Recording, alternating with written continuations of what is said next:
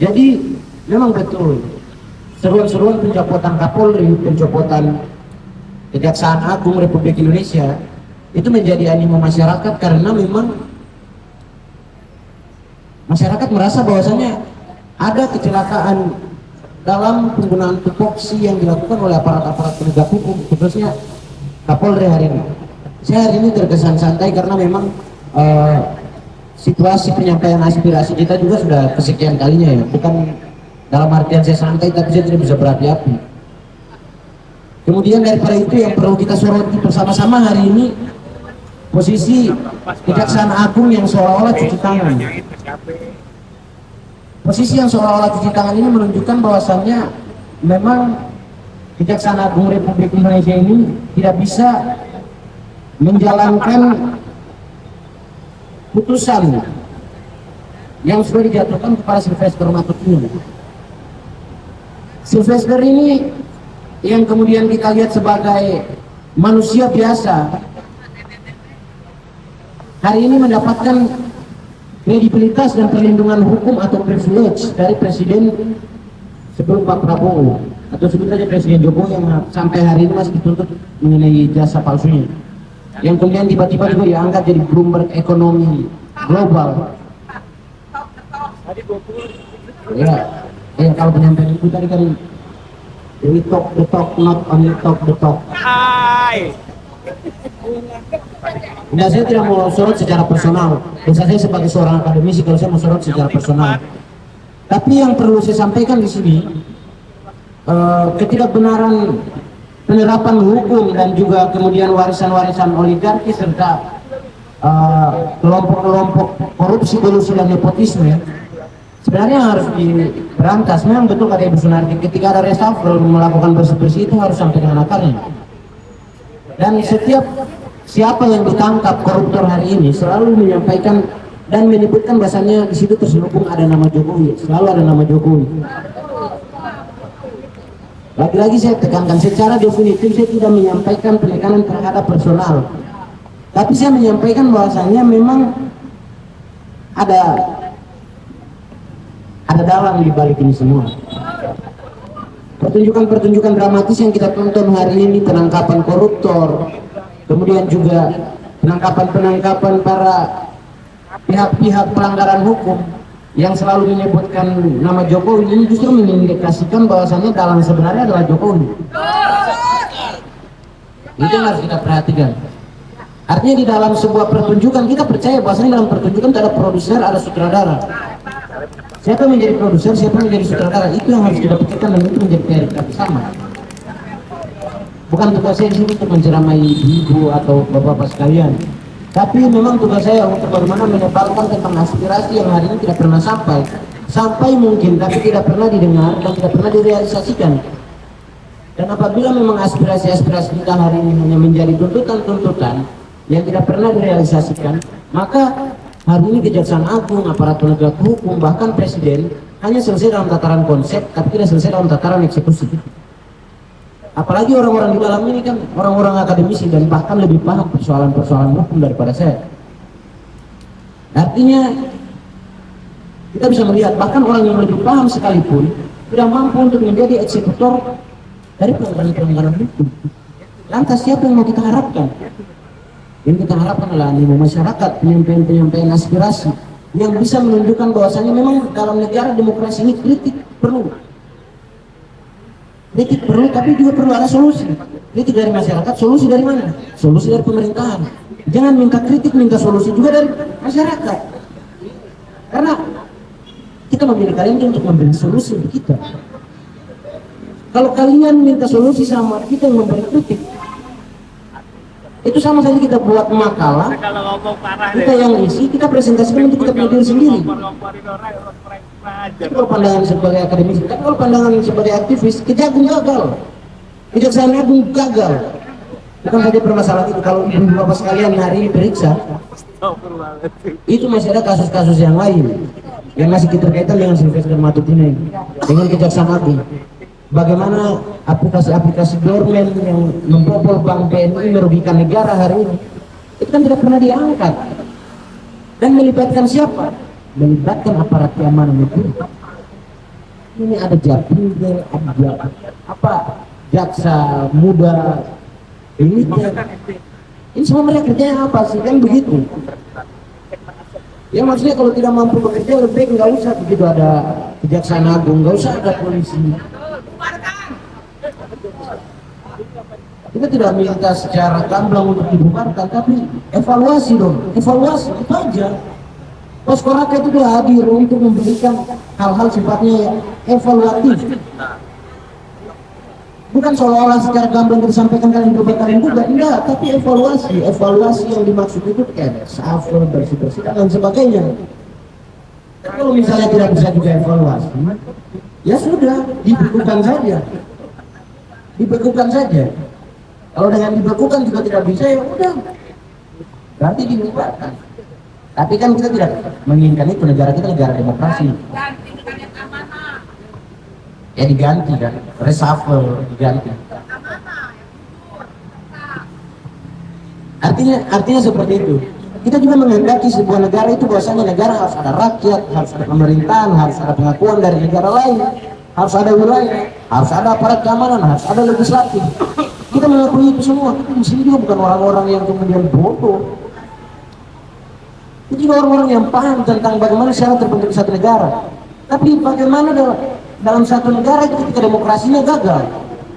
Karena kita meninjau dari penerapan hukum yang bobrok, kemudian maraknya KKN, ketidakbecusan presiden dalam mengelola negara, aktivitas tambang yang mengganggu sumber daya alam, buruh yang tidak sejahtera, petani yang tidak mendapatkan kedaulatan tanah.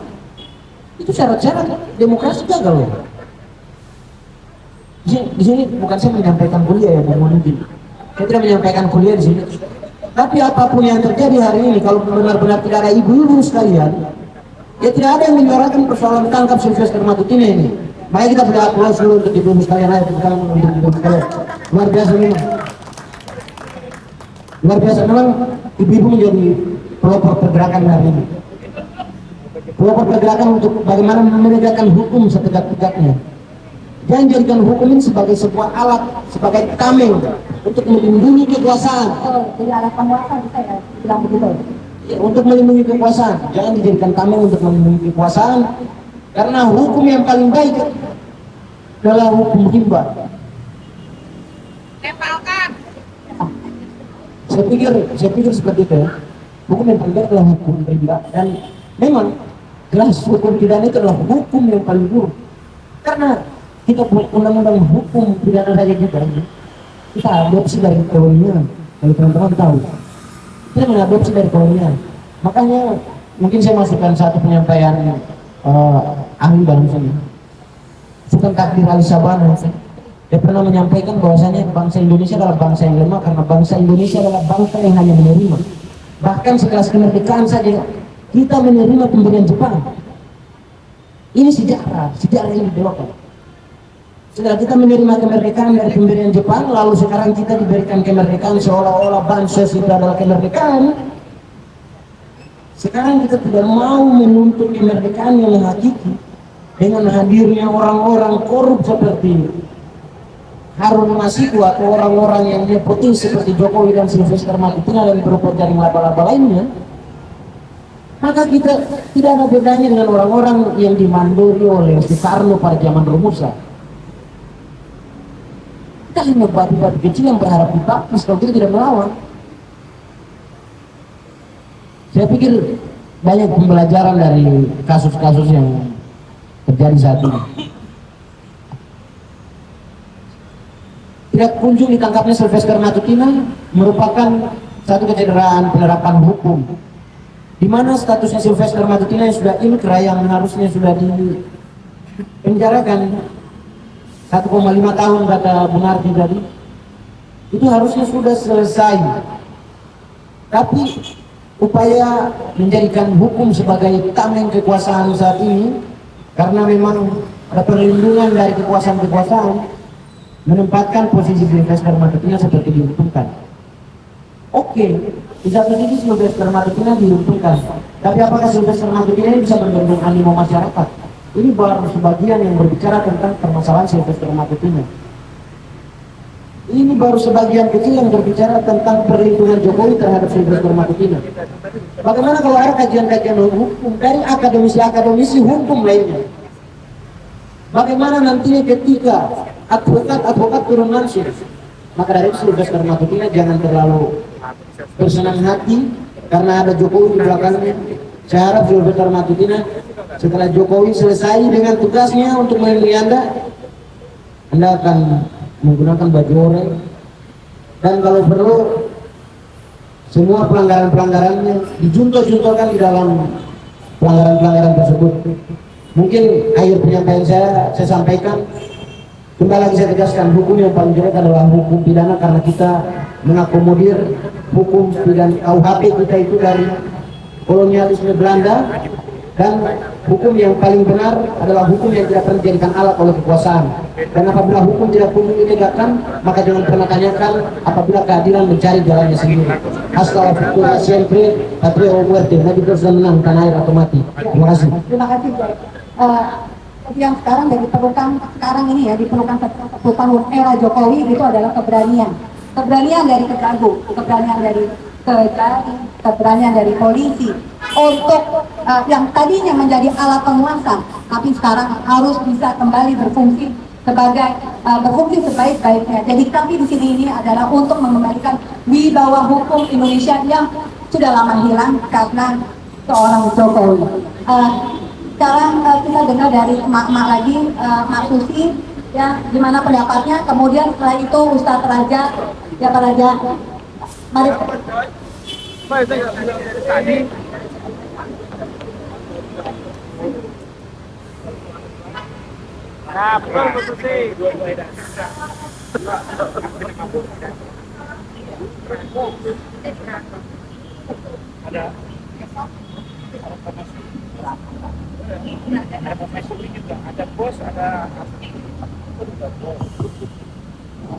Bismillahirrahmanirrahim. Assalamualaikum warahmatullahi wabarakatuh. Waalaikumsalam. Selamat sore kawan-kawan semua, bapak-bapak, ibu-ibu yang istiqomah dalam berjuang. Selamat sore bapak-bapak YouTuber. Terima kasih banyak Bapak, semoga selalu sehat walafiat. Apakah masih semangat membela negara? Harus semangat. Bapak-bapak yang ada di lapas, selamat sore Pak.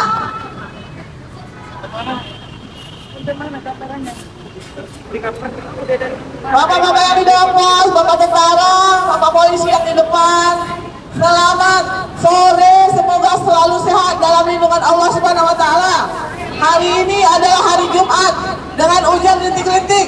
Semoga doa-doa kita diijabah oleh Allah Subhanahu wa Ta'ala.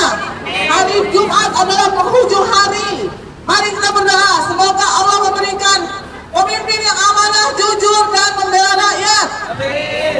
Kita doakan juga semoga Bapak Jaksa Agung yang di dalam, Bapak Hakim, Bapak-bapak advokat, semuanya yang mengurusi tata hukum di negeri ini, kita doakan semoga mempunyai amanah dengan adil kepada rakyat.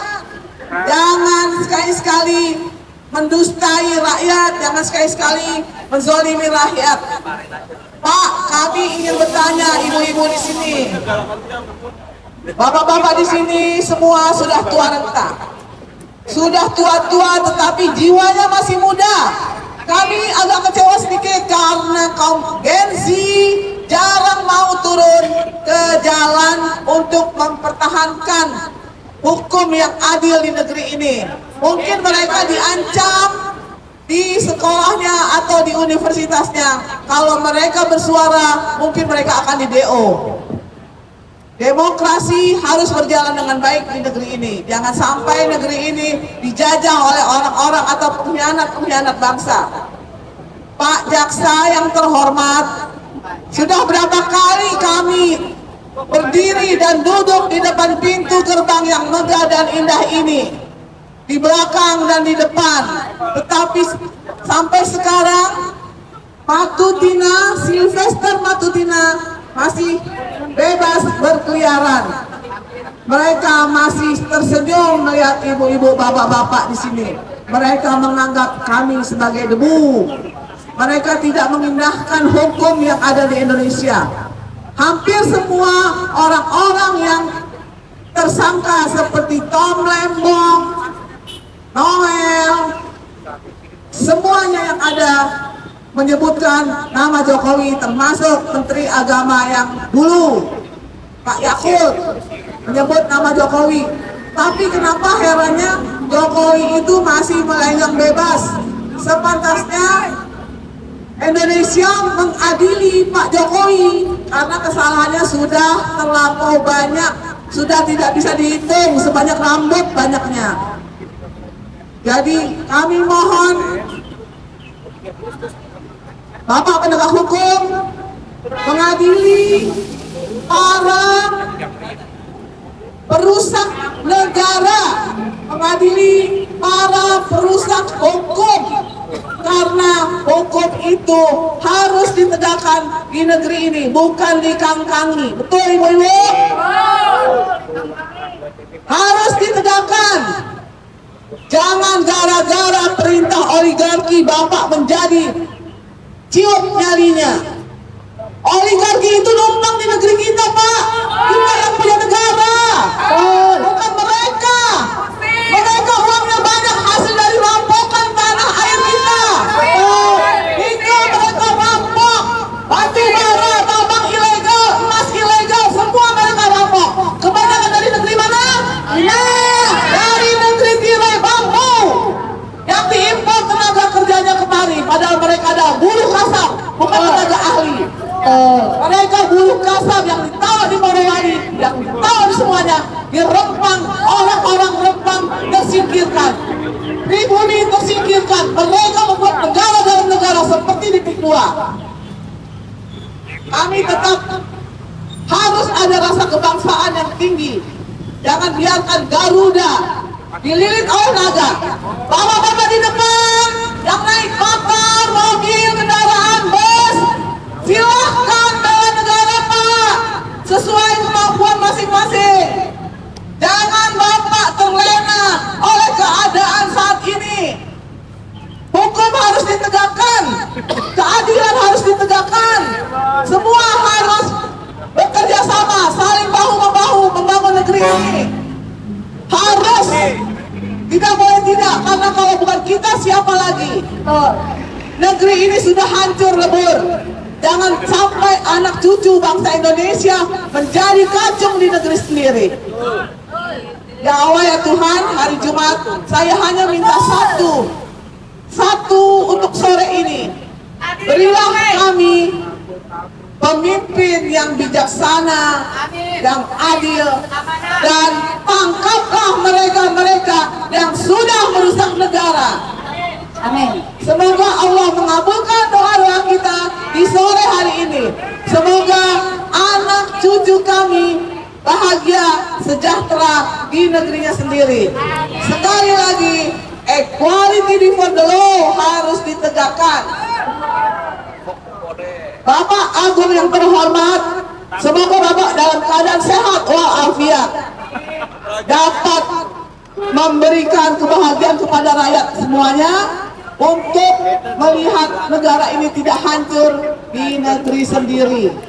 Tangkaplah para koruptor, tangkaplah para bandit-bandit. Anggota DPR kemarin hampir tidak datang separuhnya pada rapat pengesahan undang-undang perampasan aset. Mereka mangkir. Kenapa? Mereka wakil rakyat. Sebelum mereka menjadi wakil rakyat, mereka mengemis suara kami. Tetapi setelah duduk, mereka melupakan rakyatnya sendiri. Itu tidak adil. Mereka harus diberikan sanksi.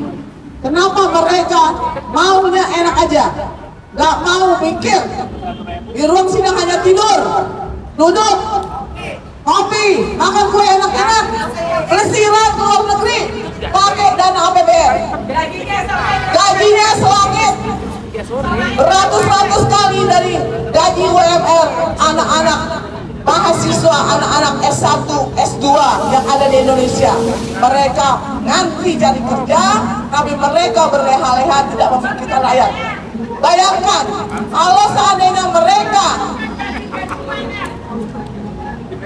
halo, ada musik dari mana itu?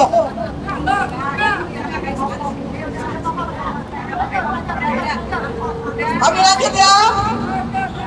Oke, mudah-mudahan yang di DPR sana mendengarkan suara rakyat, mendengarkan penderitaan, melihat penderitaan rakyat.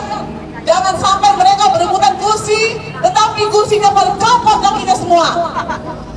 Mereka bahagia di atas penderitaan rakyat. Anggota DPR adalah anggota yang dipilih berdasarkan, tapi DPR sekarang banyak yang tidak berkualitas. Mereka dipilih berdasarkan uang dari oligarki, sehingga mereka berhamba kepada oligarki, bukan kepada rakyat.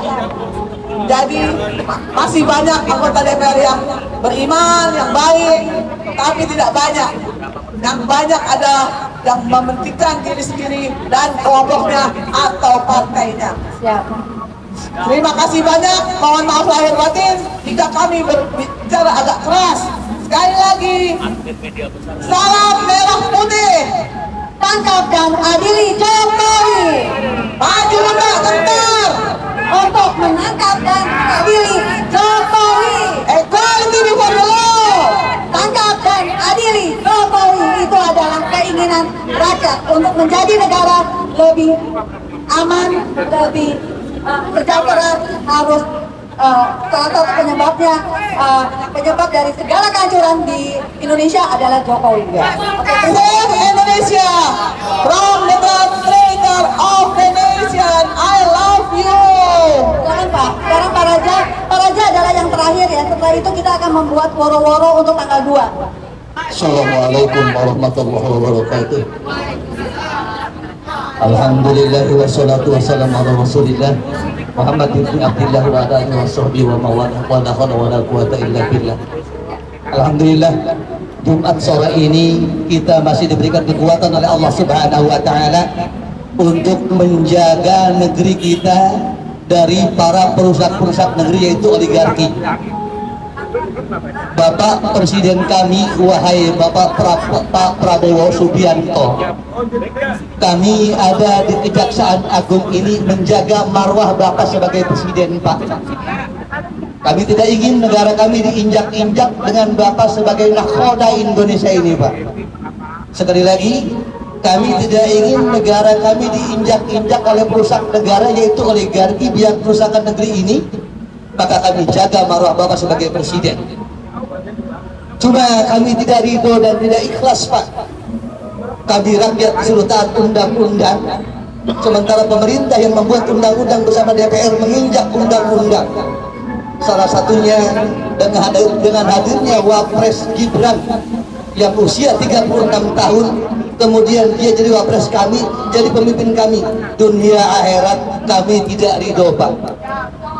Bapak Prabowo Subianto, tahun 2019, Pak, kami mendukung Bapak mati-matian di Bawaslu. Sampai saudara kami yang bernama Didin, putranya Harun Al-Rashid, wafat diinjak-injak polisi, wafat ditembak polisi.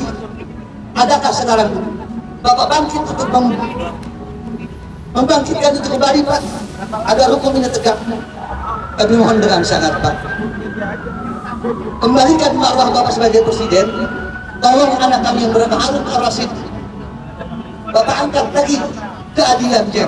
Tangkap itu polisi yang memimpin saat ini, Bapak Tito Karnavian, atau mungkin yang lainnya. Satu lagi, Pak, dari kami menjaga marwah Bapak sebagai Presiden Republik Indonesia.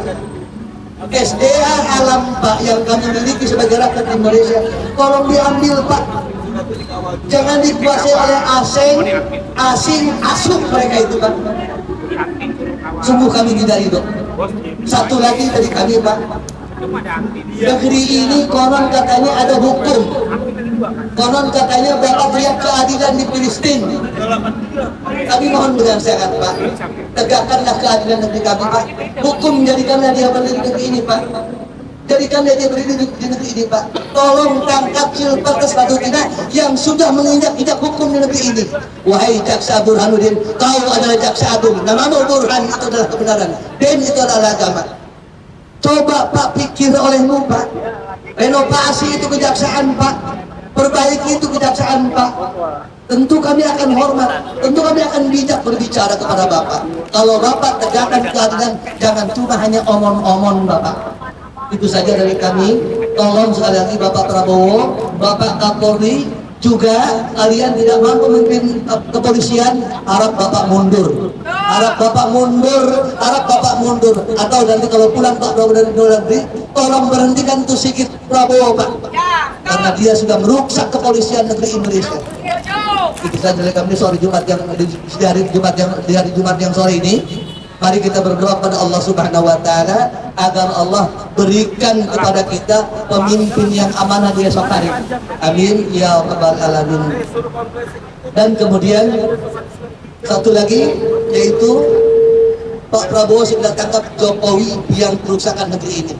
Tangkap dan penjarakan mereka, Pak. Bismillahirrahmanirrahim. Allahumma alaika bi Jokowi wa awani wa barik jam'ahum wa sidq tamlahum wa damir a'daka a'da'adin wa ahli kalimataka ila yaumiddin.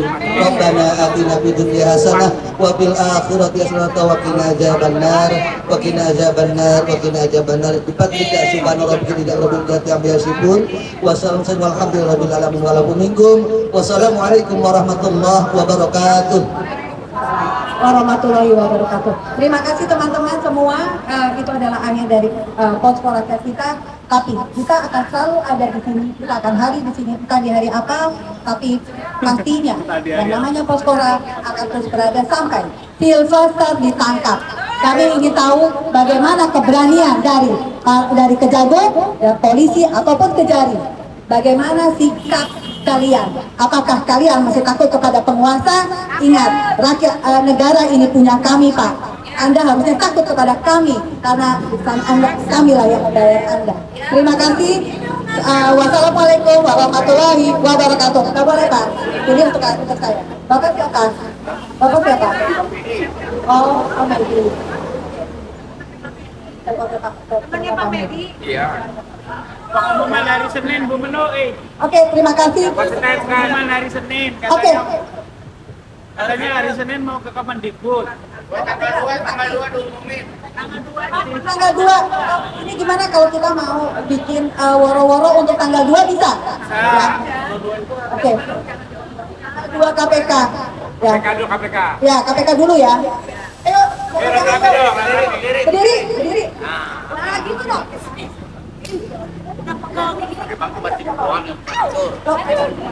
Astagfirullahaladzim, repot. Gak usah. Kira lah. Gak usah. Assalam. Ya. Tar. Tunggu Ribon dulu, Ribon belum siap. Ngambek nih. Kayak populi. Ntar ngambek Ribon, belum siap. Ngambek kayak populi. Kami dari ARF mendukung gerakan apa itu? Udah? Assalamualaikum warahmatullahi wabarakatuh. Waalaikumsalam warahmatullahi wabarakatuh. Kita semua sudah tahu bahwa biang dari kerusakan dari negeri ini adalah Jokowi. Oke? Dan kita sudah tahu beberapa tersangka koruptor semua menyebut Jokowi dalam aliran dananya. Maka kami tanggal 2 Oktober jam 13 atau jam 1 siang kita akan geruduk KPK.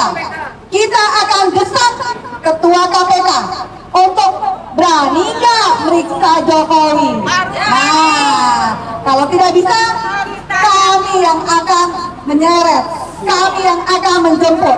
Jadi tanggal 2 ARM dengan 39 organ elemen lainnya akan menggeruduk KPK. Jadi siap-siap KPK. Kita juga akan membawa banyak banner dan juga poster-poster. Kita akan banjiri jalan. Kita akan kasih tahu kepada masyarakat bahwa biang dari kesusahan yang kami rakyat itu adalah Jokowi. Jadi sekali lagi tangkap dan adili Jokowi dan desak KPK untuk menangkap Jokowi. Temui kami tanggal 2 Oktober jam 13.00. Terima kasih. Wassalamualaikum warahmatullahi wabarakatuh. Kami juga ARM akan membawa spanduk PHK yang semua akan bisa dilihat dari segala macam sudut. Terima kasih. Wassalamualaikum warahmatullahi wabarakatuh. Bapak kita,